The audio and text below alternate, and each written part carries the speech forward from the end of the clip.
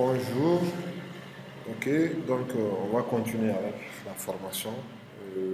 Dans cette partie, on verra deux éléments très importants de la comptabilité qui sont la contrepassation et la réimputation.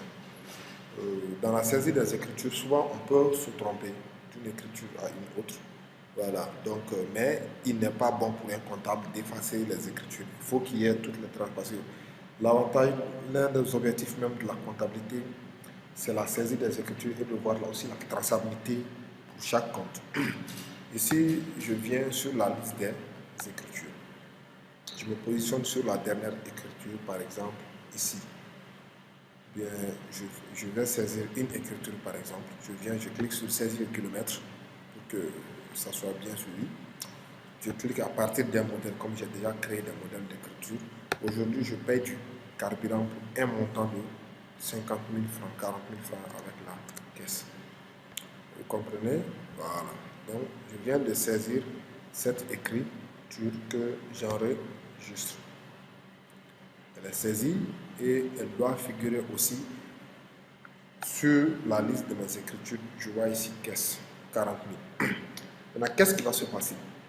Je me rends compte que je me suis trompé d'écriture. Je n'avais pas acheté du carburant, mais c'était du gaz. Ou bien, au lieu de saisir avec la caisse, l'argent a été prélevé sur mon compte bancaire.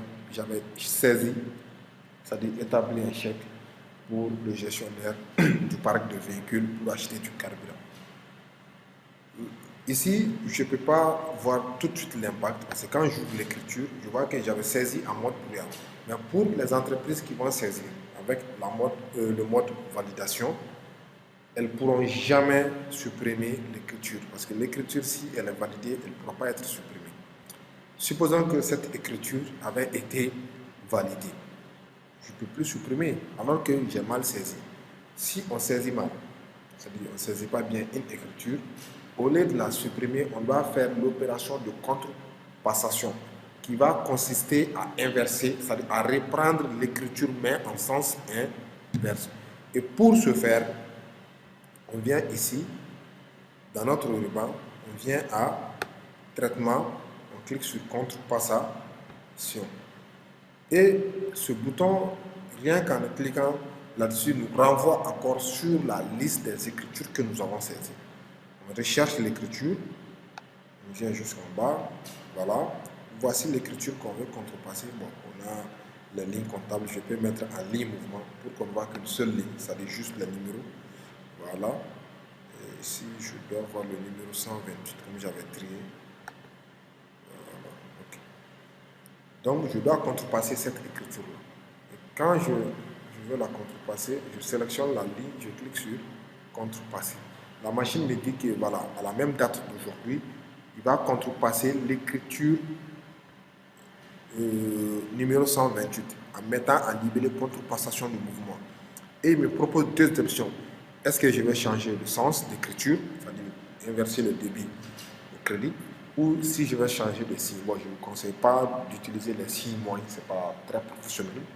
On utilise le sens encore plus significatif. Donc je clique sur OK et l'écriture qui va encore être saisie va être saisie en mode brouillard. Voilà, ça dépendra maintenant du principe d'enregistrement de chaque entreprise. Et voilà, j'ai l'écriture.